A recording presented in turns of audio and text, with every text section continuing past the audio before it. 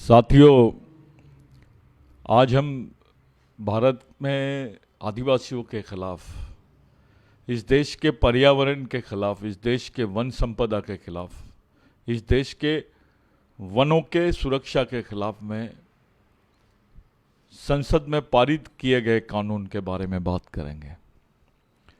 वास्तविकता में ये कानून जो है, ये 1980 का जो कानून था, forest protection act, forest conservation act, उसको अमेंड करके बनाया गया है। यानी 1980 के कानून को संशोधित करके ये कानून बनाया गया है। इस कानून का इन्होंने नाम लिखे है वन संवर्धन सुरक्षा अधिनियम संशोधन 180, यानी 1980 2023 का ये जो बिल है, ये 4 अगस्त 2023 को भारत के पार्लियामेंट में रखा गया था।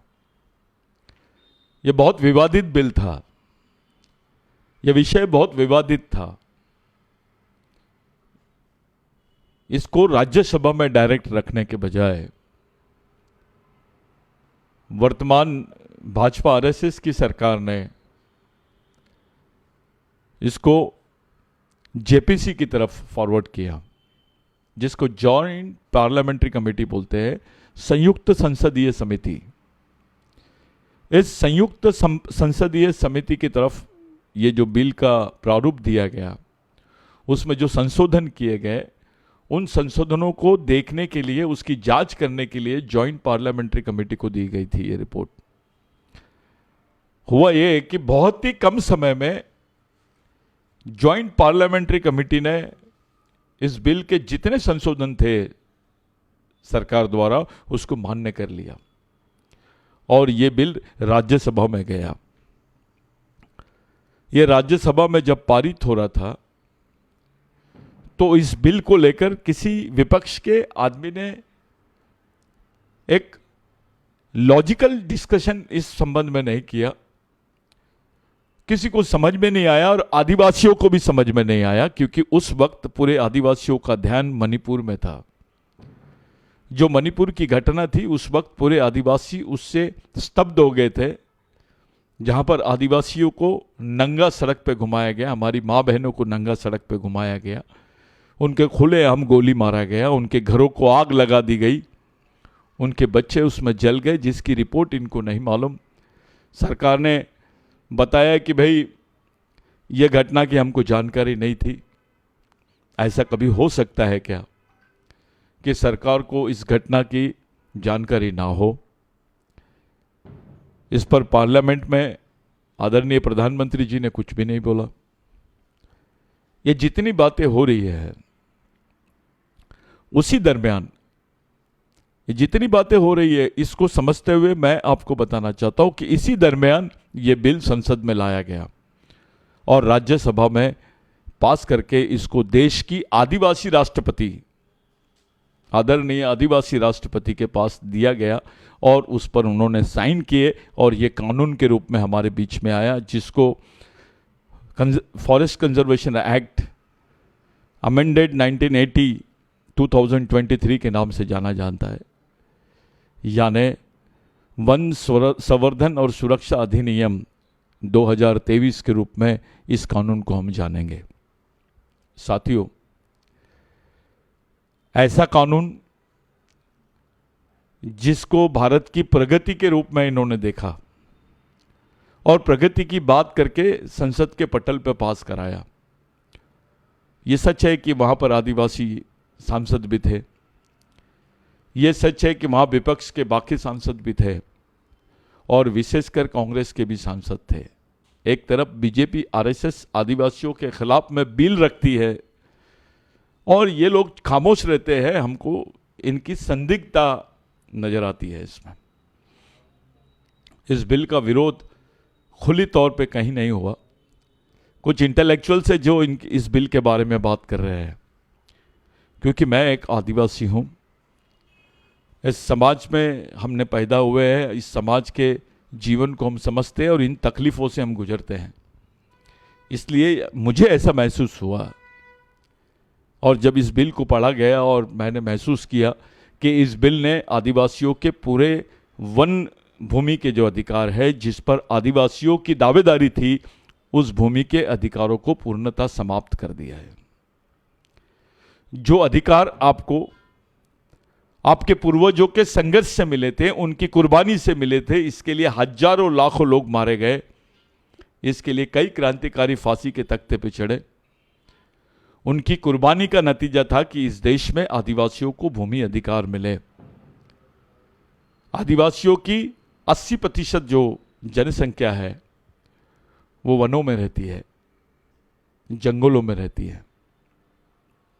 यह बिल आपके 2006 में जो ऐतिहासिक जजमेंट हुआ था, आदिवासी वन अधिकार, जिसको जनजातीय वन अधिकार बिल और पारंपरिक वन निवासी अधिकार बिल के रूप में जाना जाता है, इस बिल को, इसकी जो वास्तविकता थी, इसकी जो सच्चाई थी, जो कानूनी प्रावधान हम लोगों के लिए किए गए थे, आदिवासियों के लिए और परंपरागत वन निवासियों के लिए। परंपरागत वन निवासियों का मतलब यह है कि चाहे वो ओबीसी हो, ब्राह्मण हो, या एससी हो, या मुस्लिम हो, या और कोई हो, ये लोग जो जंगलों में रहते हैं पहले से, उनको परंपरागत वन निवासी बोलते हैं। उनके भी अधिकार थे इसमें, वो भी अधिकार इस बिल के मार्फत खत्म कर दिए गए हैं। इस बिल में प्रावधान किया गया है कि इस देश के कॉरपोरेट, इस देश की निजी कंपनियां, पूंजीपति और उद्योगपतियों को वो जमीन ये लोग लीज पे देंगे, और लीज पर विकास के नाम पे देंगे। वहां पर वो लोग रिजोर्ट्स, जू और बहुत सारी चीजें वो लोग करेंगे। इंडस्ट्रियल एक्टिविटीज भी होंगी वहां पर, इससे कोई दोहराए नहीं है। ये मांग रहे हैं उस तरीके से, लेकिन उस पर इंडस्ट्रियल एक्टिविटी होगी। वहाँ मिनरल्स पे बात करेंगे ये लोग। धीरे धीरे आदिवासियों की जितनी भूमि है, वन की जो भूमि है, इसको समाप्त कर देंगे। ये बिल का संबंध केवल आदिवासियों से नहीं है, इस बिल का संबंध इस देश के पर्यावरण से भी है। और ये कोई छुपी हुई बात नहीं है कि इस देश का पर्यावरण, इस देश के जंगल, इस देश के जो पेड़ है, इस देश में जो पर्यावरण है, इस देश की जो इकोलॉजी है, इसका अगर संरक्षण किसी ने किया है तो आदिवासियों ने किया है। क्योंकि हमारी संस्कृति बाकी लोगों से बहुत अलग है। धार्मिक माइंड का जो आदमी है, धार्मिक सोच का जो व्यक्ति होता है, वो प्रकृति में अपने अधिकारों की तलाश करता है। लेकिन सांस्कृतिक माइंड का जो आदमी है, अपने अधिकारों के साथ साथ वो प्रकृति के भी अधिकारों को तलाश करता है, उसको जगह देता है अपने जीवन में। और जिन लोगों ने प्रकृति के अधिकारों को और इसके प्रावधानों को, उसके वास्तविक प्रावधानों को, उसके साइंटिफिक एंगल्स को अपने जीवन में जगह दी है, उनका नाम आदिवासी है। ये आदिवासियों की संस्कृति को खत्म करने का सबसे बड़ा षड्यंत्र है। क्योंकि भारत के संविधान में 5वीं 6वीं अनुसूची और उनके जो विशेष अधिकार है, वो विशेष अधिकारों के तहत एक उल्लेख आता है कि it is a constitution under constitution, यानी संविधान के अंदर अंतर्गत संविधान। ये केवल आदिवासियों के लिए लिखा गया है।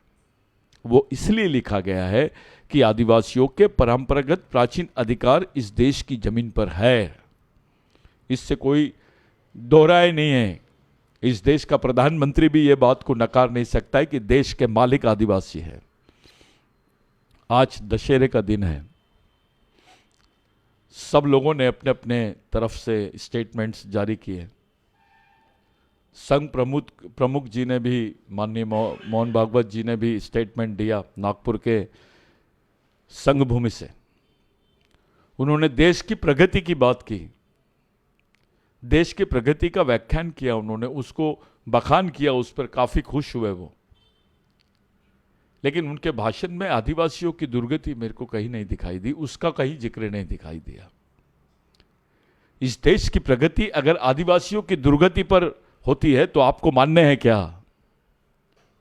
इस देश का विकास इस देश के गरीब, पीड़ित, शोषित मजदूरों के और आदिवासियों के विनाश पर होता है, यह आपको मानने हैं क्या? आप ऐसे देश की कल्पना करते हैं क्या? हम वैचारिक तरीके से भिन्न हो सकते हैं आपसे, लेकिन आखिरी में हम मानव हैं। इसको देश आदिवासियों ने माना है। इस देश के प्रगति की जो नींव है आदिवासियों की लाशों पर है, उनकी जमीनों पर है, उनके विस्थापन पर है, उनके दुखों पर है। ये इतिहास है, सुप्रीम कोर्ट ने भी कई डिसीजंस में मेंशन किया है कि इस देश में जितने प्रकल्प हुए हैं, जितने रास्ते, डैम, पावर प्लांट्स इत्यादि, जितनी भी प्रगति हुई है देश में, इन्होंने उसके लिए उचित जगह यानी आदिवासी क्षेत्रों को चुना। और उन प्रगति, उस प्रकल्प से जो विस्थापन हुआ है वो आदिवासियों का हुआ है। वो बेघर हुए हैं, उनका जीवन यायावर जीवन में परिवर्तित हो गया।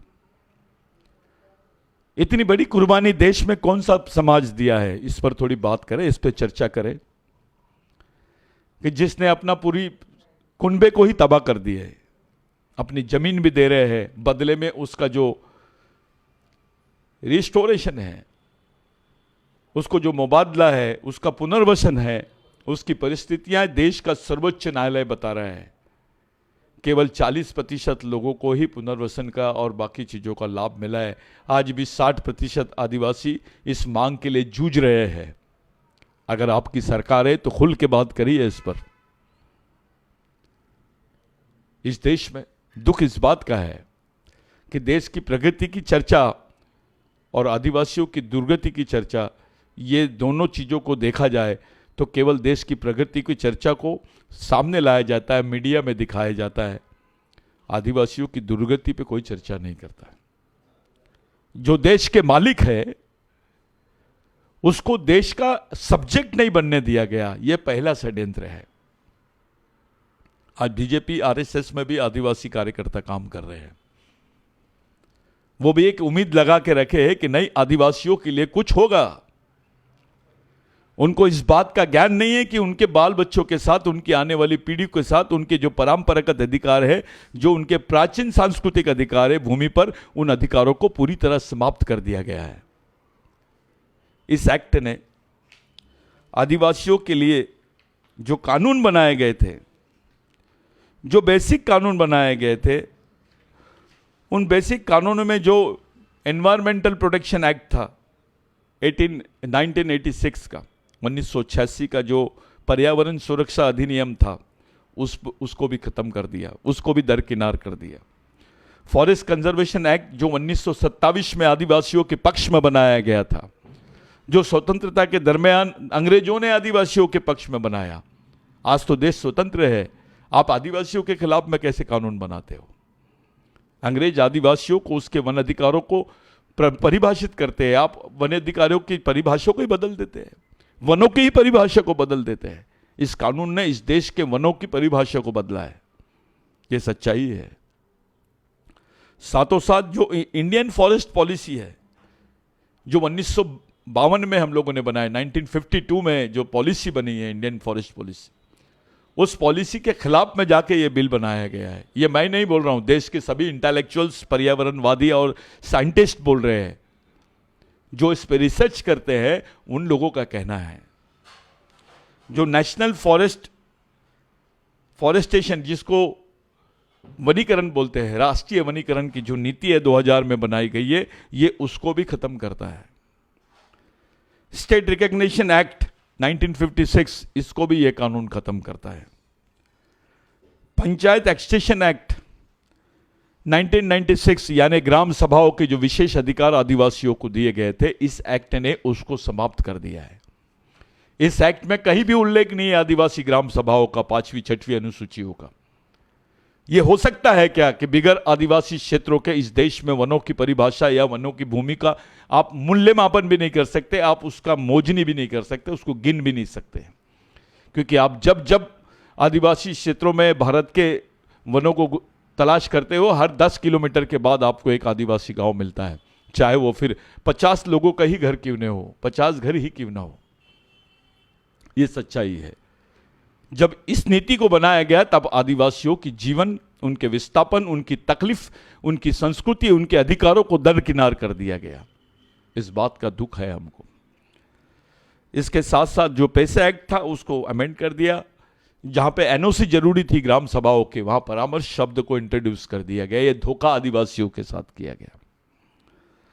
उसके साथ साथ जो रिस्ट्रिक्टिव ट्रेड प्रैक्टिस एक्ट है 1969 का, जो ट्रेड प्रैक्टिस एक्ट, जिसको बहुत इंपॉर्टेंट एक्ट है, ये बहुत इंपॉर्टेंट कानून है 1996 का, उसको भी ये एक्ट यानी उसको भी ये एक्ट जो है वायलेट करता है, उसके खिलाफ में जाकर ये एक्ट काम कर रहा है। उसके साथ साथ आदिवासियों को निस्तार के अधिकार दिए गए थे 1961 में। 1961 का जो एक्ट है निस्तार एक्ट, उसको भी ये एक्ट खत्म करता है, उस पर भी ये एक्ट बात नहीं करता है।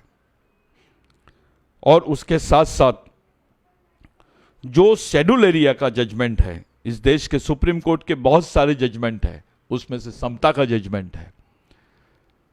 आप याद रखिए कि एक सुप्रीम सर्वोच्च न्यायालय का जो आदेश होता है, जो वो उसका निर्णय होता है, वो भी एक कानून होता है। उस संबंध में अगर कोई कानून भारतीय व्यवस्था में उपस्थित नहीं है तो उसको कानून की मान्यता देंगे, ऐसा प्रावधान भारतीय संविधान में किया गया है। जो आर्टिकल 32(1), 31, 32(2) और 32(3) में उसका मेंशन किया गया है, उसको उल्लेखित किया गया है। सुप्रीम कोर्ट के सबसे ज्यादा जजमेंट्स आदिवासियों के फेवर में हुए। ऐसे कई माइनिंग के जजमेंट्स हुए हैं, ऐसे कई जमीनों के जजमेंट्स हुए हैं। रिस्टोरेशन ऑफ लैंड, आदिवासियों को उसकी जमीन पूरी दी जाए जो उसके द्वारा उनके मार्फत उनसे गैर आदिवासियों ने छीन ली है, उस जमीन को उनको पुनर्वापसी की जाए। ये कानून भारत का कानून है, लेकिन राज्यों में ये नीति अपनाई नहीं गई है। उल्टे आदिवासी क्षेत्रों में आप प्रोजेक्ट आदिवासियों की जमीन पर कब्जा और उनकी जमीनों का उल्लेख ओपन की जमीन में करके इन्होंने कन्वर्ट कर दिया है। ऐसा सभी स्टेट्स में दिखाई देता है। उसके साथ साथ 2010-2011 में जो सुप्रीम कोर्ट का जजमेंट है नंदाबाई भील केस में, Kailash versus state of Maharashtra में जो जजमेंट दिया गया है, उसको भी इग्नोर किया गया है।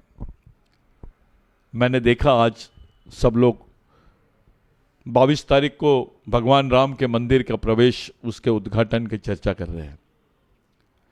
मैं सबसे पूछना चाहता हूं कि इस देश के मालिक आदिवासी हैं, और मैं नहीं बोल रहा हूं, यह साइंस बोलता है कि इस देश में भगवान पैदा नहीं हुआ था तब से आदिवासी रहता है। जो जजमेंट सुप्रीम कोर्ट का भगवान राम की जन्मभूमि के लिए हुआ है, वैसा ही जजमेंट सुप्रीम कोर्ट का आदिवासियों के लिए हुआ है। अगर आपने भगवान राम का सुप्रीम कोर्ट के जजमेंट के बाद, सुप्रीम कोर्ट के आदेश के बाद, उसके निर्णय के बाद भगवान राम का मंदिर अगर बनाया है, खुशी है। लेकिन सुप्रीम कोर्ट के जजमेंट के बाद भारत सरकार ने संयुक्त राष्ट्र संघ में यह क्यों नहीं बोला कि भारत में आदिवासी रहते हैं? सुप्रीम कोर्ट बोलता है भारत के आदिवासी इस देश के मूल मालिक है। They are the first citizen of India. Every state and citizen of India must give respect to them for the indigeneity. उनके मूल निवासी होने का सम्मान उनको मिलना ही चाहिए, इस बात का उल्लेख सुप्रीम कोर्ट करता है, बावजूद उसके उस पर कोई चर्चा नहीं करता है। यह देश राम का है, अगर यह बात सही है तो यह बात कोई नकार नहीं सकता कि यह देश आदिवासियों का भी है। और इस देश के ओबीसी, एससी, एसटी, माइनॉरिटीज के लोग, चाहे क्रिश्चियन, मुस्लिम, कोई भी हो, ओपन के भी कुछ लोग, ये आदिवासियों के वंशज है। ये इस देश की वास्तविक हिस्ट्री है और इस देश की एक संस्कृति है जिस पर मैं बात कर रहा हूं। आज ग्लोबल वार्मिंग के समय पर विश्व जो पर्यावरण पर चर्चा कर रहा है आज, कि ग्लोबल वार्मिंग में जो खतरा आ गया है, आदमी मानव जीवन को खतरा आ गया है। 49 डिग्री सेंटीग्रेड यानी 49 डिग्री सेंटीग्रेड तक के देश का तापमान चले गया है। 50-52 के बाद में आदमी रह नहीं सकेगा, बाहर निकल नहीं सकेगा, यह तापमान होता है। यह तापमान क्यों हो रहा है? यह पर्यावरण बदल की वजह से हो रहा है। जो झाड़ों की कटाई हो रही है, जो झाड़ों का विनाश, वनों का विनाश हो रहा है, यह आदिवासियों ने किया है। जंगली जानवरों को इन्होंने शिकार के मार्फत, शौक के खातिर जंगली जानवरों को मारे, यह आदिवासियों ने किया है। जंगल की कटाई करेंगे कोई, जंगल आदिवासियों का है, लेकिन आरा मशीनें आदिवासियों की है क्या? जमीन आदिवासियों के, उस पर होने वाले कोयला खदान आदिवासियों के है क्या? उस पर जो मिनरल माइनिंग है वो आदिवासियों की है क्या? क्या हिस्सेदारी दी गई है आदिवासियों को? मैं ऐसे समय पूरे देश के आदिवासी भाइयों से और तमाम नागरिकों से बात कर रहा हूं, जब एक जगह संघ भूमि में, डॉक्टर हेगड़ेवार की भूमि में हमारे माननीय मोहन भागवत जी ने बयान दिया, और दूसरी तरफ आज दीक्षा भूमि में डॉक्टर बाबा साहब अम्बेडकर के दीक्षा समारंभ में धम्म परिवर्तन दिवस पर लाखों लोग यहां पर मौजूद हैं। और मैं आदिवासी समाज का होने के नाते जिस नागपुर को आदिवासियों ने बसाया है, उसी नागपुर से मैं पूरे तमाम देश के आदिवासियों की बात आपके समक्ष रख रहा हूं। ऐसी परिस्थिति में जब आदिवासियों के पूरे संपूर्ण भूमि के अधिकार, उनकी पहचान, उनकी संस्कृति, उनकी सभ्यता, उनकी रूढ़ी परंपराओं को अटैक है, ये इसको खत्म कर दिया गया है। कांग्रेस दावा करती है कि हमने पैसा बनाया, कांग्रेस दावा करती है कि हमने वनाधिकार बिल दिए। मैं उनसे पूछना चाहता हूं, जब यह बिल पार्लियामेंट में पास हो रहा था, आपकी क्या भूमिका थी? कौन से पार्टी ने इस पर ऑब्जेक्शन उठाया है? क्या भूमिका थी? मैं मान लेता हूं कि आरएसएस भाजपा की भूमिका आदिवासियों को खत्म करने की हो सकती है, आदिवासी विरोधी हो सकती है। कांग्रेस की क्या भूमिका थी? बाकी दलों की क्या भूमिका थी? इसको लेकर स्वाभाविक प्रश्न हमारे मन में चल रहा है। जिस तरीके से डे बाय डे इस देश के विकास की बात चल रही है, उससे ज्यादा स्पीड में आदिवासियों के विनाश की बात हो रही है। अगर आपको सेना के केंद्र बनाना है तो भी आपको आदिवासियों की जमीन मिलती है। भारत में 80% जितने अर्धसैनिक बलों के केंद्र है और सेना के केंद्र है, वो पूरे आदिवासियों की जमीन पर है। आप डेवलपमेंट का प्लान भी आदिवासियों की जमीन पर बनाते हैं। आखिर आदिवासियों की जो क्लेम करने वाली जमीन है, जो उनके प्राचीन पारंपरिक अधिकारों की वास्तविक जमीन है, उस जमीन पर ही प्रोजेक्ट क्यों? राष्ट्र सुरक्षा के नाम पर, राष्ट्र विकास के नाम पर इतना अन्याय विश्व के किसी देश में नहीं हो रहा है जो भारत में आदिवासियों पे हो रहा है। और आदिवासियों को समझ नहीं रहा कि उनके अधिकार कैसे चले गए। मध्य प्रदेश, छत्तीसगढ़, राजस्थान, तेलंगाना और अन्य प्रदेश में अभी विधानसभा चुनाव है। पूरे आदिवासी इसमें एंगेज हो गए हैं। कोई आंदोलन नहीं कर रहा है, कोई इस प्रश्न पे बात करने के लिए तैयार नहीं है। आदिवासी समाज के नेता, उनको हवा भी नहीं है उनके साथ क्या हुआ है। वो समाज में वोट मांगकर वहां पे अपने सत्ता स्थापित करने की रेस में खड़े हैं। पूछता नहीं है कोई कि भाई मेरे समाज के खिलाफ में इतना बड़ा कानून बना है, आपने क्यों बनाया भाई? इसमें तो हम मारे जाएंगे। हमारे तो पूरे संवैधानिक अधिकारों को समाप्त करने का षड्यंत्र खड़ा हो गया है। हमारे तो बाल बच्चों के जिंदा रहने का प्रश्न खड़ा हो गया है। हमारी 80% पॉपुलेशन वनों से हमेशा हमेशा के लिए खत्म हो जाएगी। इस पर चर्चा भी नहीं करते हैं। हमारे विधायक, हमारे सांसद भी थे जो विधायक का इलेक्शन लड़ रहे हैं, उनसे पूछो आप समाज के बारे में क्या सोचे, आपको क्यों नहीं समझा ये बिल क्या है, चाहे किसी भी पार्टी का हो। आप सांसद से पूछो कि आप क्या कर रहे थे जब ये बिल पास हुआ। तो ऐसी विपरीत परिस्थिति में आदिवासी फंस गए हैं। आदिवासी समाज का आदमी गरीब तो है, मजबूर हो गया है, मजदूर हो गया है, और कुछ लोग बेईमान हो गए हैं समाज के साथ। जिन अधिकारों को हमारे पूर्वजों ने हमको अपनी जान निछावर करके, भगवान टंटा भिल, रेंगा कोरकू, बाबूराव शर्मा के, शंकर शाह रघुनाथ शाह, अवंतीबाई लोधी, महात्मा फुले, संभाजी महाराज, सिद्धू कानू, तिलका मांझी, गुंडाधुर,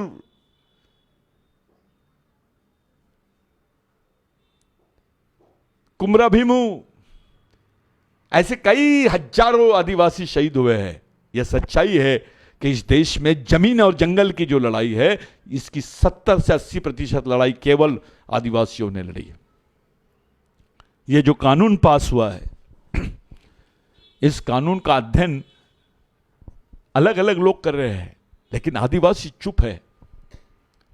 इतना सेंसिटिव कानून, इतना संवेदनशील कानून पास हुआ है और आदिवासी चुप है, यह समझ के परे है। यह मौका है आपको आंदोलन करने का। इस देश में आप लोकतंत्र को मानते हो, ये लोकतंत्र के आड़ पे आपको खामोश कर देंगे। आपका इलेक्शन खत्म हो जाएगा, गवर्नमेंट बन जाएंगे, उसके बाद आपकी बातों को कोई नहीं सुनेगा, कहीं जगह नहीं मिलेंगी आपको। आपके बाल बच्चों के प्रश्नों के साथ खिलवाड़ हुआ है। इस एक्ट में एक प्रोविजन किया गया है कि आदिवासी क्षेत्रों में पैरामिलिट्री फोर्सेस और फोर्सेस, ये दोनों लगाए जाएंगे, इनके सेंटर्स बनाए जाएंगे, इनके केंद्र बनाए जाएंगे। यानी अर्धसैनिक बल, बीएसएफ बोलते जिसको, सीआरपीएफ बोलते जिसको, और सेना, जिसको सेना बोलते हैं आप, ये आदिवासी जंगली क्षेत्रों में, जहां जहां जंगल है उन क्षेत्रों में तैनात की जाएगी। ये प्रावधान है इस कानून में। आज पुलिस है तो आप कंप्लेंट कर सकते हैं, आंदोलन कर सकते हैं। आप कोई कंप्लेंट होगी तो कोर्ट में जाएगा, उस पर मामला चलेगा। इसको कानून का राज बोलते हैं। लेकिन मिलिट्री रहेंगी तो आप क्या करोगे, कैसे आंदोलन करोगे? मिलिट्री का काम तो केवल गोली मारने का है। मिलिट्री को आसपा कानून के अंतर्गत, जिसको arm force special protection act बोलते हैं, सेना को विशेष अधिकार दिए गए, उन पर कोई कार्रवाई नहीं होती है। यही प्रैक्टिस जम्मू कश्मीर में हुई है, यही प्रैक्टिस पंजाब में हुई है, यही प्रैक्टिस नॉर्थ ईस्ट में, अरुणाचल में, नागालैंड में, बाकी क्षेत्रों में हुई है। सुप्रीम कोर्ट के जजमेंट से उसके ऊपर, उस पर आयोग गठन किया गया है। वो आयोग बोलता है कि इस कानून के अंतर्गत जो सेना को विशेष अधिकार दिए गए उसको बैन खत्म किया जाए। लेकिन सरकार ने आदिवासी और आर्मी को खड़ा कर दिया आमने सामने।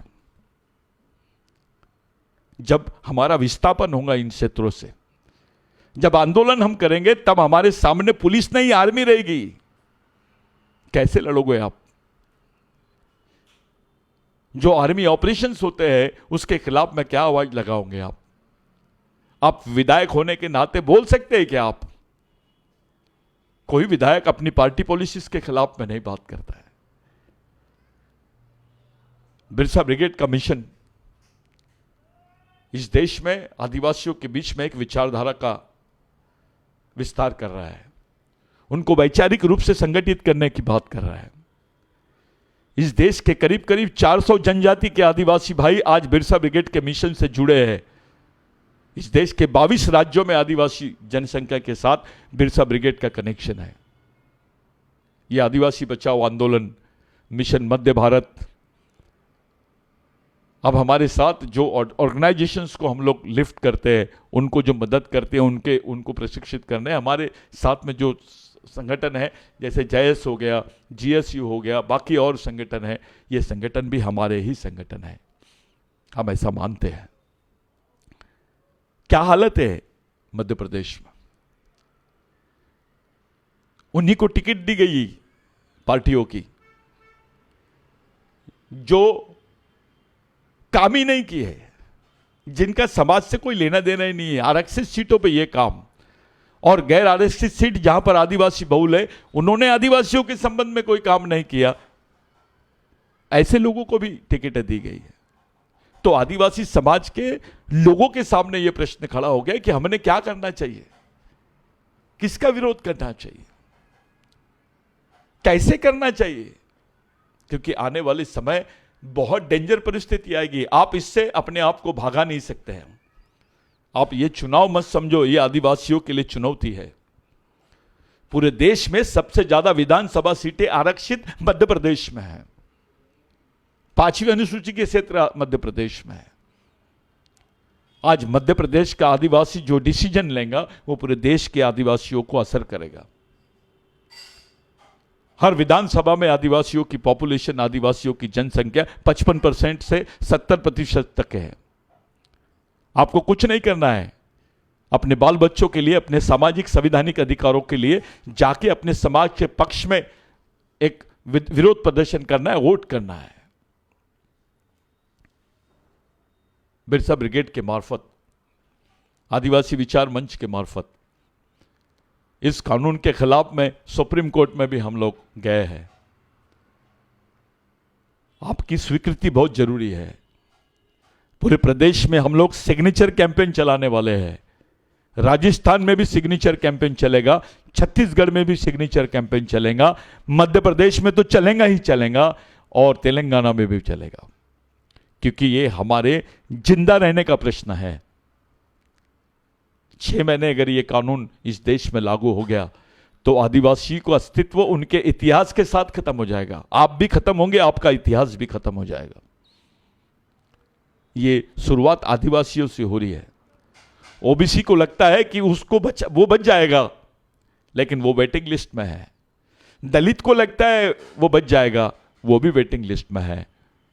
मुस्लिमों को, क्रिश्चियनों को, जैनों को लगता है वो बच जाएंगे, वो भी वेटिंग लिस्ट में है।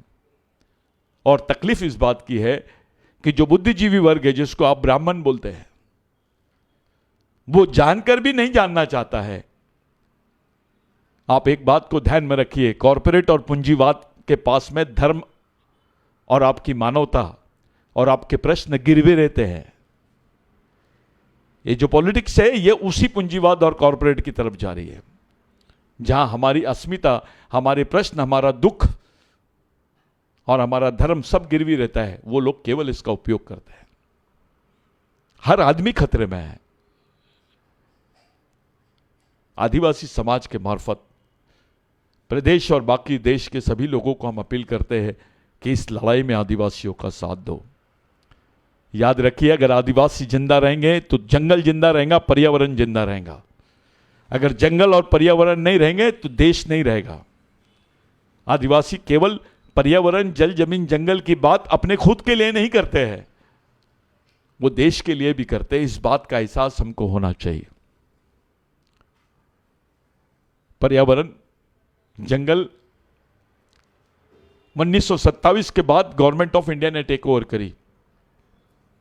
उसके पहले से देश के जो जंगल थे, किनके भरोसे थे? किन्होंने उसकी रक्षा की? कौन उसके लिए लड़े?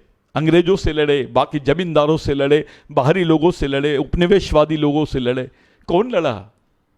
आदिवासी लड़ा। उसको जिंदा रहने के लिए भी और पर्यावरण को जिंदा रखने के लिए भी, ये दोनों लड़ाई आदिवासियों ने लड़ी। और सब लोग अपना नाम स्वतंत्र सेनानी की लिस्ट में लिखाते हैं। ये वही आदिवासी है जिनको इस देश में क्रिमिनल ट्राइब बोला गया। ये वही आदिवासी है जिनको इस देश में असुर बोला गया। ये वही आदिवासी है जिनको जंगली बोला गया।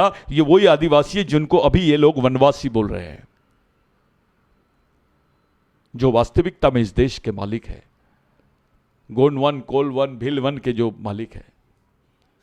अभी मैंने एक मध्य प्रदेश की जो स्टेट लेवल की जो परीक्षा होती है, जिसको एमपीपीसी बोलते हैं, उसकी एक बुकलेट पढ़ा। उसमें एक चैप्टर था कि संस्कृत से भिल भाषा का निर्माण हुआ है, भिल बोली का निर्माण हुआ है।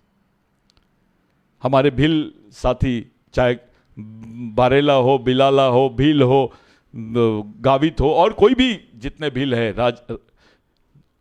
दरबार हो, ये तमाम भीलों से मेरा एक सवाल है, इस देश में संस्कृत पहले आया कि भील पहले आए? आप तो मालिक हो इस देश के, आपकी तो पहचान खत्म कर रहे हैं। यही स्टेटमेंट मैंने आज से 3 साल पहले दिया था, किसी ने नहीं माना। आज तो एकेडमिक स्टडी का हिस्सा बन गया है ये, उसको चैप्टर के रूप में शामिल कर दिए। आपके अस्तित्व को खतरा है, आपकी पहचान को खतरा है। इसी आधार पर संयुक्त राष्ट्र संघ में बोला जाएगा कि भील आदिवासी नहीं है, तब क्या करोगे आप? इसी आधार पर इस देश में बोला जाएगा कि आदिवासी भील नहीं है, क्या करोगे आप? इस लड़ाई को ही लड़ा था भगवान टंटा भील ने, इस लड़ाई को लड़ा था भगवान टंटा भील। संस्कृत का कोई भी औपचारिकता उनके क्षेत्रों में नहीं दिखाई देती थी। वो अपनी बोली में बात करते थे। वो बोली का, अपनी बोली भाषा का जो आदर्श था, हमारे जो जल जमीन जंगल के अधिकार थे, याद नहीं रखना, आपने भूल गए हम लोग सब, जो हमारे हिस्से में जमीन आई है स्वतंत्रता के पहले से अब तक, वो जमीन किसने दिया? किनके अधिकार, किनकी लड़ाई की वजह से मिले हैं, किनकी कुर्बानी की वजह से मिले हैं? यही हमारे भगवान है। बाबूराव शेणमाके, टंटा भील राघोजी भांगरे, रेंगा कोरकू, इस लड़ाई को संपूर्ण आदिवासी समाज को लड़ना पड़ेगा, ओबीसी को लड़ना पड़ेगा, क्योंकि जिस दिन आदिवासी खत्म, ओबीसी, दलित, ये इनका अस्तित्व खत्म हो जाएगा। इस देश की सांस्कृतिक विरासत यानी आदिवासी है, इस देश का मालिक यानी आदिवासी है। कैसे झगड़ा हो सकता है आदिवासी और ब्राह्मणों के बीच में? किस बात का झगड़ा होगा? एक आदमी ने आदिवासी पे पेशाब कर दिया तो पूरे ब्राह्मणों के साथ झगड़ा हो जाएगा। वो पेशाब करके क्या दिखाना चाहते थे? अपमानित ही करना चाहते थे आदिवासियों को। लेकिन उसका परिणाम यह हुआ कि आदिवासियों के, पूरे प्रदेश के लोगों में ब्राह्मणों के प्रति एक अलग टाइप की भावना खड़ी हो गई। इस्तेमाल हो रहा है कमेटी का, हमारे लोगों का इस्तेमाल हो रहा है, चाहे ब्राह्मण हो, आदिवासी हो या कोई भी हो। इस सच्चाई को समझना पड़ेगा, क्योंकि आपका जीवन किसी संगठन या पार्टी के लिए नहीं है, आपका जीवन मानवता के लिए है, जमीन पर है आपका जीवन। आदिवासी संस्कृति में कोई भेदभाव नहीं है। आदिवासियों ने कभी किसी के साथ कोई भेदभाव नहीं किया है। तमाम आदिवासी कार्यकर्ता, तमाम आदिवासी नेता मिलकर सोचना चाहिए कि ऐसी परिस्थिति में क्या किया जाए जब आपके संपूर्ण संवैधानिक अधिकार ही खत्म हो रहे हैं। आपकी ताकत है कि संविधान में फिर से इस अधिकारों को पुनर्स्थापित कर सके? आप कर सकोगे? यह संभव है? तो फिर चलिए, आप इलेक्शन लड़िए। आपकी पार्टी अपने मैनिफेस्टो में इस बात को शामिल करती है, पूरे लोगों में डिक्लेयर करती है? कौन सी पार्टी करती है? बीजेपी के आदमी के साथ सामने जो आदिवासी कार्यकर्ता है, उसके सामने सवाल है कि उसने पूछना चाहिए हमारे समाज के खिलाफ में इतना बड़ा कानून कैसे पास हुआ। कांग्रेस को लोगों ने अपने लोगों से पूछना चाहिए कि जब यह कानून पास हो रहा था तब हमारी भूमिका क्या थी, पार्टी की भूमिका क्या थी। बाकी पार्टियों से भी पूछो, आपके भी सदस्य हैं। इन परिस्थितियों में हम लोगों ने एक निष्कर्ष निकाला कि हम राजनीतिक गठबंधन पे चुनाव में नहीं जाएंगे। इसको चुनाव नहीं, चुनौती समझ रहे हैं हम। राजनीतिक गठबंधन के आधार पे ना जाते हुए सामाजिक गठबंधन के आधार पे हम लोग चुनाव में जाएंगे। फिर वो चाहे ब्राह्मण भाई हो, क्रिश्चियन भाई हो, मुस्लिम भाई हो, सिख भाई हो, दलित भाई हो, ओबीसी भाई हो, हम सबसे सामाजिक गठबंधन की बात करेंगे और उस आधार पे चुनाव की परिस्थितियों को बदलने की कोशिश करेंगे। क्योंकि हमको यकीन है हम बहुत संख्या में हैं। हमारी इतनी जनसंख्या है कि हम कम से कम 27 सीटें जो खुले प्रवर्ग की है, वो प्रदेश की 27 सीटें और प्रदेश की 52 सीटों को हम लोग प्रभावित कर सकते हैं। यानी कुल मिला के 80 सीटों पर आदिवासियों का प्रभाव है। मध्य प्रदेश में आदिवासियों को इलेक्शन से बाहर करके चुनाव की प्रक्रिया को पूरी की जा रही है। यह महसूस होता है, दिखाई देता है। आपके कौन से प्रश्न पे कोई पार्टी बात कर रही है, कौन से मुद्दे पे चुनाव हो रहा है, इस बारे में कभी सोचे? केवल आप टिकट ले लोगे, किसी पार्टी का विधायक बन जाओगे, क्या कर रहे हो आप? अपने ही समाज के साथ आप धोखा कर रहे हो। मिशन ने तय किया है कि राजा का बेटा राजा नहीं और नेता का बेटा नेता नहीं, समाज के गरीब आदमी का भी बच्चा समाज का नेतृत्व करना चाहिए, फिर कोई भी हो वो। इस लड़ाई को जीतना है। कितना दमन होता है आदिवासियों का, नंगा घुमाया जाता है, पेशाब किया जाता है, पेशाब पिलाया जाता है पुलिस स्टेशंस में। ऐसा कौन से समाज के साथ होता है? ट्रक को बांध कर लेके जाया जाता है, उसको खींचते हुए लेके जाते हैं आदिवासियों को। क्या दिखाना चाहते हैं? आदिवासी महिलाओं को पवित्र किया जाता है, उनको गंगा में नहलाया जाता है, उनको पवित्र कर रहे हैं। कौन कर सकता है? एक मेहनत करने वाले आदमी को कौन पवित्र कर सकता है? उससे ज्यादा पवित्र आदमी कोई नहीं हो सकता है। जो मेहनत ही नहीं करता, जिसका पसीना नहीं बहता, वो आदमी उसको पवित्र करेगा जो जिंदगी भर बिगर पसीना बहाए रोटी नहीं खाया। इतना अपमान हमारे समाज का। आदिवासियों के लिए धर्म बहुत छोटी चीज है। हमारी संस्कृति इस देश की वो संस्कृति है कि हमारी संस्कृति की महिला ने इस देश में कृषि का विकास किया है। हमारी संस्कृति के लोगों ने इस देश की वास्तविक व्यवस्था को, सामाजिक व्यवस्था को बांध के रखा है, पर्यावरण को बांध के रखा है, जीवन के विशेष स्रोतों को जिंदा रखा है। अब हम डेवलपमेंट की बात कर रहे हैं। G20 में आप किसकी बात कर रहे हो? किस डेवलपमेंट की बात कर रहे हो? उस डेवलपमेंट के आड़ में आदिवासियों के साथ क्या होगा, इस पर कोई बात नहीं करता है। साथियों, आज का दिन हम तमाम लोगों के लिए महत्वपूर्ण है। ऐसे समय मैं ये बयान दे रहा हूं जब आपको मध्य प्रदेश में देखना है। ये आपकी आखिरी पीढ़ी द्वारा आखिरी पीढ़ी को बचाने के लिए लड़ी जाने वाली आखिरी लड़ाई है। इसे किसी हाल में भी जीतना होगा। जो तुम्हारे आरक्षित सीटें हैं, कम से कम उस पर सामाजिक कब्जा करो। राजनीतिक कब्जा नहीं होना उस पर, आपके समाज का सामाजिक कब्जा होना। इस दिशा में क्या बात करते हो, इस दिशा में क्या निर्णय लेते हो, उस बारे में सोचिए। संगठन बहुत छोटी चीज है, पार्टी बहुत छोटी चीज है, नेता बहुत छोटी चीज है, समाज सबसे बड़ी सोच, सबसे बड़ी चीज यानी समाज।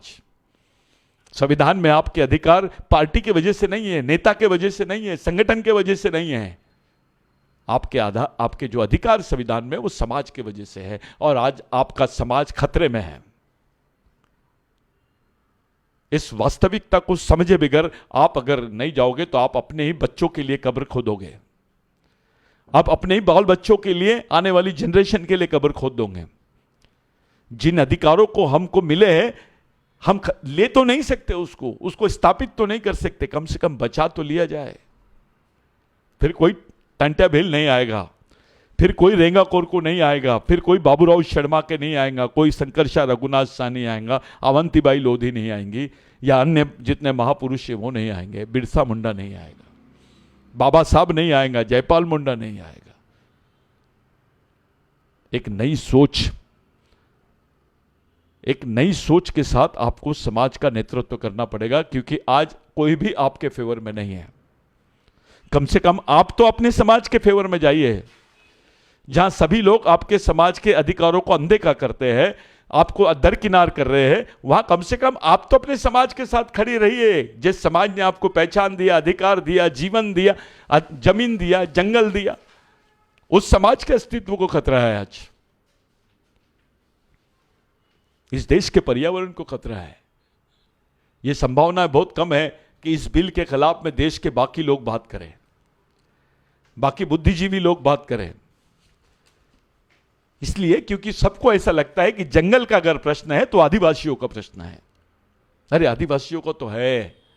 जंगल में जो पारंपरिक वन निवासी है वो ओबीसी भी हो सकता है, एससी भी हो सकता है, कोई भी जनजाति और जमात और धर्म का आदमी हो सकता है। और पर्यावरण तो देश का सबके लिए है। आप हिमालय के पास के एरिया का जोशीमठ का आप उदाहरण देख लीजिए। जोशीमठ की जो वास्तविकता है, जो पर्यावरण की वजह से वहां पर जो इतना बड़ा ये आया है, तूफान आया है, उस तूफान से आप लोग ये कर सकते हो। वास्तविकता में पर्यावरण का जो साइंस है वो आदिवासी संस्कृति में दबा हुआ है। उनका जीवन उसी से जुड़ा हुआ है। आदिवासी जंगलों को, पहाड़ों को, पेड़ों को, प्राणियों को अपना पूर्वज समझते हैं। यह सच्चाई है। ये ओबीसी में भी यही सोच मिलेगी, दलितों में भी यही सोच मिलेगी। इस देश के जो आदिवासियों के वंशज है उनमें आपको कहीं ना कहीं इसके अवशेष मिलेंगे। साथियों, धर्म, जाति, पार्टी और नेता इस सोच, ये छोटी वाली सोच से बाहर आओ। अपनी सामाजिक और संवैधानिक सोच की तरफ चलो। यह आखिरी मौका है आपको आपके बाल बच्चों को बचाने का। एक उदाहरण पेश करो। किसी भी पार्टी में रहो आप, किसी भी पार्टी के हो सकते हो आप, लेकिन समाज पहले है। समाज की बात, समाज के अस्तित्व को खत्म करने का जब षड्यंत्र होता है तो वहां पार्टी, व्यक्ति कोई मायना नहीं रखता। इस स्वार्थ से बाहर आ जाओ। मेरी हाथ जोड़ के पैर पड़ के आप लोगों से विनती है, बिरसा ब्रिगेड के मार्फत आप लोगों से अपील है, समाज के मार्फत आप लोगों से सामाजिक अपील है कि इस प्रश्न पे गंभीरता से सोचिए। आपको बार बार कुछ करने का मौका नहीं मिलेगा और ना ही आप इस स्थिति में हो कि इतने बड़ी परिस्थितियों का आप मुकाबला कर सको, क्योंकि आप तो एक जगह नहीं है, हम टुकड़े टुकड़े में बटे हैं आदिवासी। जो कुछ जमे हुए हैं, जो कुछ है वो है। हम इस सामाजिक लड़ाई में सभी समाज बांधवों से हम मदद मांगेंगे, उनको बताएंगे कि उनका जीवन आदिवासियों के जीवन से कैसे जुड़ा है। यह धर्म मरम बहुत छोटी चीज है। पर्यावरण नहीं रहेगा तो आप क्या कर लोगे? इस देश में पर्यावरण अगर प्रॉपर बैलेंस नहीं रहेगा तो हम कैसे जिंदा रहेंगे? अब तक के जो जीवन मिला है, अब तक के जो पर्यावरण, वो आदिवासियों की देन है। ये झूठी बात है। कुछ एनजीओ के लोग ये बात कर रहे हैं, ये तो केवल उसको अध्ययन का विषय समझते हैं। आदिवासी तो जीता है उसको। इस इलेक्शन में सही निर्णय होना चाहिए समाज के पक्ष में, ऐसी हम साफ लोगों से सामाजिक अपील करते हैं। चाहे छत्तीसगढ़ हो, मध्य प्रदेश हो, राजस्थान हो या कहीं पर भी हो, इस वास्तविकता को आप लोग समझो, इस बिल को पढ़ो, इस बिल को समझो, इसके परिणामों को समझो, इसके दूरगामी परिणामों को समझो, इसके दुष्परिणामों को समझो। ये केवल आदिवासियों को नहीं, पूरे देश के खिलाफ में भी जा सकती है इस व्यवस्था। सरकार ने इस पर पुनर्विचार करना चाहिए। सरकार की मंशा केवल राष्ट्र विकास की हो सकती है, इससे चंद पूंजीपतियों को फायदा होगा, लेकिन 120 करोड़ लोग मारे जाएंगे और उसमें सबसे पहले मरने वाले का नाम है आदिवासी, जो उसका जीवन ही समाप्त हो जाएगा क्योंकि उसके अधिकारों की अनदेखी की गई, संवैधानिक प्रावधानों की अनदेखी की गई, पर्यावरण और वन सुरक्षा के कानूनों की अनदेखी की गई। इसके दुष्परिणाम हमारे जीवन के ऊपर होगी, हमारे आने वाली जनरेशन पे होगी। इस पर पुनर्विचार होना चाहिए। आज के दिन हम लोग आपसे अपील करते हैं, आपसे मैं सामाजिक अपील करता हूं कि इस मुद्दे पर हम लोग पूरे चुनाव को प्रभावित करेंगे। हम कोई भी पार्टी के लोग हमको समर्थन करें ये बात अलग है, लेकिन हम स्वतंत्र रूप से सामाजिक इलेक्शन की तरफ जाएंगे, क्योंकि हम समाज की लड़ाई समाज के लिए, समाज के लोगों के लिए, सामाजिक अधिकारों के लिए, सामाजिक पहचान के लिए और सामाजिक जीवन के लिए लड़ रहे हैं। इसी उम्मीद से कि आप लोग इस पर विचार करेंगे, मैं आपसे रजा लेता हूं। धन्यवाद। जय बिरसा, जय आदिवासी, जय गोंडवाना, जय भारत, जय भीम।